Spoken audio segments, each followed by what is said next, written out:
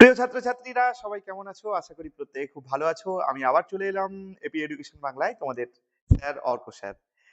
আজকে সাজেশন পর্ব যে চলছিল, 4th সেমিস্টারে যে সাজেশন পর্ব চলছিল, গত যে ভিডিওতে আমি দিয়েছিলাম গল্প কবিতা থেকে, 4th সেমিস্টারে গল্প কবিতা থেকে কি আসতে পারে। আজকে আলোচনা করব অজিতেশ বন্দ্যোপাধ্যায়ের নানা রঙের দিন নাটক থেকে কি কি প্রশ্ন আসতে পারে। এইগুলো ভালো করে দেখে যাও, দেখবে এইগুলো থেকেই প্রশ্ন চলে এসছে। তো প্রথমেই তাহলে স্ক্রিনে দেখে নেওয়া যাক যে কি কি প্রশ্ন তোমাদের জন্য আমি সাজিয়ে রেখেছি, আর এইগুলোই কিন্তু তোমার পরীক্ষায় আসতে চলেছে, তাই ভালো করে প্র্যাকটিস কিন্তু তোমাকে করতেই হবে। তো চলো, 4th সেমিস্টারের নানা রঙের দিন নাটকে কি গুরুত্বপূর্ণ প্রশ্ন রয়েছে। প্রথমেই দেখো, নাটকের সূচনা, মঞ্চসজ্জা ও নিঃসঙ্গতা চিত্র। নাটকের সূচনা, মঞ্চসজ্জা ও নিঃসঙ্গতার চিত্র, এই জায়গাগুলো থেকে কিন্তু কি কি প্রশ্ন আসতে পারে। যদি মঞ্চসজ্জা এবং বর্ণনা দেয়, তাহলে দেখবে মঞ্চসজ্জা এবং বর্ণনা থেকে কিন্তু এই প্রশ্নটি আসার সম্ভাবনা প্রবল। কোনটা? নানা রঙের দিন নাটকের সূচনায় মঞ্চসজ্জার যে বর্ণনা আছে তা নিজের ভাষায় লেখো। বুঝতে পারলে? ভেরি ভেরি ইম্পর্টেন্ট একটা প্রশ্ন।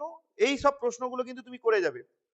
দেখো, আমি তাহলে বললাম কি, নাটকের সূচনা, মঞ্চসজ্জা এবং নিঃসঙ্গতা, এই তিনটে বিষয় থেকে এই তিনটে প্রশ্ন ভালো করে করে যাবে। তার আগে আবারও বলছি, নাটকটা কিন্তু বারবার খুঁটিয়ে পড়বে, কোন জায়গা থেকে দেবে সেটা কিন্তু তোমাকে ধরতে হবে। ধরতে পারলেই তার আশেপাশে থেকে শর্ট প্রশ্নও দিতে পারে। তাই ভালো করে নাটক অবশ্যই বারবার পড়বে। আর যদি পারো, বন্ধু বান্ধবদের দিয়ে নাটকটাকে করিয়ে নেবে, নিজেরা করে নেবে। এরপরে দেখো, একাকিত্বের হাহাকার।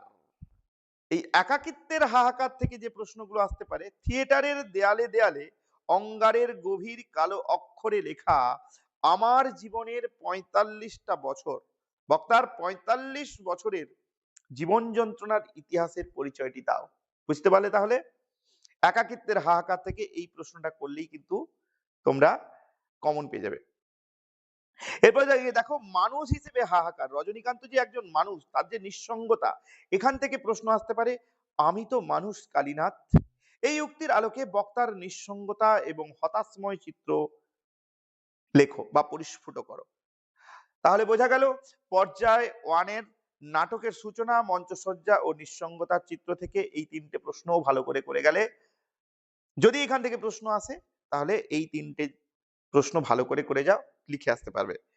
এবার চলো, রজনীকান্তের নাট্য ব্যক্তিত্ব, রজনীকান্তের ব্যক্তি জীবন, প্রেম ও সামাজিক দ্বন্দ্ব। এখান থেকে কি প্রশ্ন আসতে পারে? ব্যক্তি জীবন, প্রেম ও সামাজিক দ্বন্দ্ব থেকে যদি আমরা বলি, প্রেমিকার পরিচয়। জানো কালীনাথ, একটা মেয়ে, মেয়েটির কথা যেভাবে বক্তা কালীনাথকে বর্ণনা করেছেন তার সংক্ষিপ্ত পরিচয় দাও ও রজনীর জীবনের এই মেয়েটির প্রভাব আলোচনা করো। এরপরে চলে যাব সামাজিক অমর্যাদা। এখান থেকে কি প্রশ্ন আসতে পারে? কিন্তু কোনো সামাজিক সম্মান তুমি পাবে না। কোন পরিস্থিতিতে এবং কেন বক্তার এমন উপলব্ধি হয়? Very very important. এই প্রশ্নগুলো স্ক্রিনশট করে নাও। পারলে যদি পিডিএফ চাই, পিডিএফ আমি দিয়ে দেবো, তবে কমেন্ট করতে হবে অবশ্যই।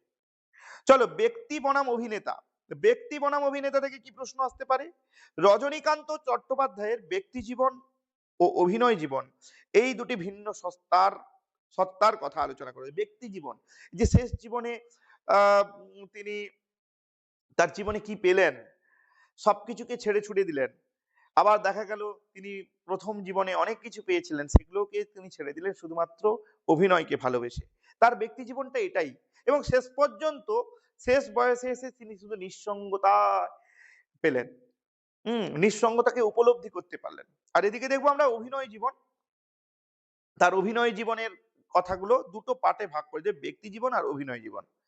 পর্যায় 2 পর আমরা চলে যাব অভিনয়ের তথাকথিত পবিত্রতা ও রূঢ় বাস্তবতা।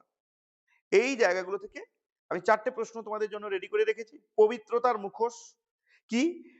এটা খুব ভেরি ভেরি ইম্পর্টেন্ট একটা প্রশ্ন। দেখো, আমি দাগিয়ে দিচ্ছি, এটা করে যাবে, খুব গুরুত্বপূর্ণ একটা প্রশ্ন এবং জোর দেওয়ার চেষ্টা করবে এই উত্তরটা করার। এই পবিত্রতার নামাবলীটা সেদিনই হঠাৎই ফাঁস হয়ে গেল আমার সামনে। কোন দিনের কথা বলা হয়েছে? কিভাবে পবিত্রতার নামাবলী ফাঁস হয়ে গিয়েছিল? এরপরে চলে যাব শিল্পীর প্রকৃত অবস্থান। অভিনেতা মানে একটা চাকর, একটা জোকার, একটা ক্লাউন। লোকেরা সারাদিন খেটে খুটে এলে তাদের আনন্দ দেয়াই হলো নাটকওয়ালাদের একমাত্র কর্তব্য। বক্তার কথার তাৎপর্য আলোচনা করো। বক্তার কথার তাৎপর্য আলোচনা করো। ভেরি গুড প্রশ্ন এটা। তোমরা এই প্রশ্নগুলো কিন্তু ভালো করে করে যাবে। দুটো প্রশ্ন পড়লাম, ভেরি ভেরি ইম্পর্টেন্ট এই দুটো প্রশ্ন। সিদ্ধান্তের মুহূর্ত। সেই রাত্রেই জীবনে প্রথম মোক্ষম বুঝলুম যে যারা বলে নাট্যাভিনয় একটা পবিত্র শিল্প তারা সব গাধা গাধা গাধা।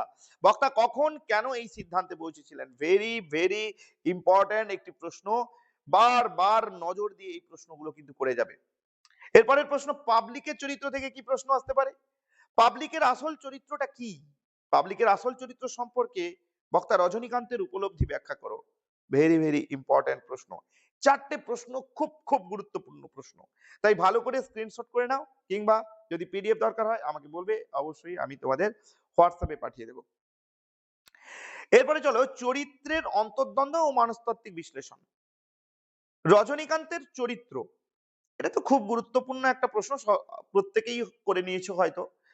আবার কালীনাথের পরিচয় ও চরিত্র, এটাও কিন্তু খুব গুরুত্বপূর্ণ। তবে অপেক্ষাকৃতভাবে রজনীকান্তের চরিত্র খুব গুরুত্বপূর্ণ, তবে কালীনাথটা কিন্তু করে যেতে হবে। আবার বলছে দেখো এইখান থেকে আরেকটা প্রশ্ন আছে, আমি রোজ লুকিয়ে গ্রিন রুমে ঘুমোই চাটুর্যে মশাই, কেউ জানে না। কোন নাটকের অংশ? বক্তা কে? সে সে কেন গ্রিন রুমে ঘুমোয়? নাটকে ঔরঙ্গজেব চরিত্রটির সূত্রে রজনীকান্তের আত্মানুসন্ধানের বিষয় কিভাবে আলোকপাত করেছেন তা আলোচনা করো। এবার পর্যায় 5-এ যে প্রশ্নগুলো খুব গুরুত্বপূর্ণ বলে আমার মনে হয়েছে দেখে নেওয়া। প্রতিভার অপচয়। আমাদের দিন ফুরিয়েছে, হায় রে প্রতিভা কোথায় গেল? হয়তো জীবনের পাত্র শূন্যতায় রিক্ত করে দিয়ে কোথায় কার কাছে কোন দেশে গেল প্রতিভা? কে কাকে এ কথা বলেছে? উদ্ধৃতাংশের তাৎপর্য লেখো। দুয়ের এটা কিন্তু একটা ভালো প্রশ্ন। আমি দেখো প্রত্যেকটা প্রশ্নই কিন্তু খুব গুরুত্বপূর্ণ প্রশ্ন, কোনগুলোকে বাদ দিলে কিন্তু চলবে না। তাই বলবো প্রত্যেকটা প্রশ্ন জেনে নাও এবং এইগুলো বারবার বারবার প্র্যাকটিস করো। সময়ের শেষ প্রান্ত। জীবনে ভোর নেই, সকাল নেই, দুপুর নেই, সন্ধ্যাও ফুরিয়েছে। কে কখন কিভাবে এই উপলব্ধিতে উপনীত হয়েছেন? শোক ও মৃত্যু চিন্তা, কিন্তু কাটেন উঠবেই। শ্মশানঘাট, পরিচিত বন্ধু বান্ধব, ওপারের দুধ উইংস রেডি, উদ্ধৃত অংশটির তাৎপর্য বিশ্লেষণ করো। এই তিনটে প্রশ্ন কিন্তু খুব খুব গুরুত্বপূর্ণ প্রশ্ন।